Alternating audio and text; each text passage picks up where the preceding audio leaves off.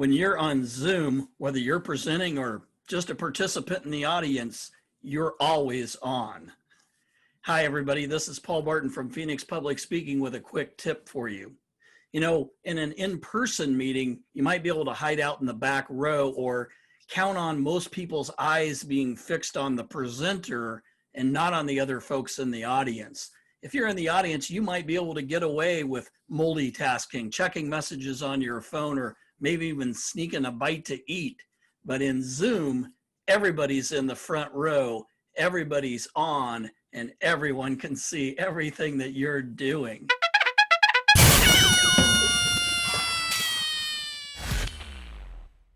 If you want to present yourself in the best light, you need to remember when the light's on the camera, you're on.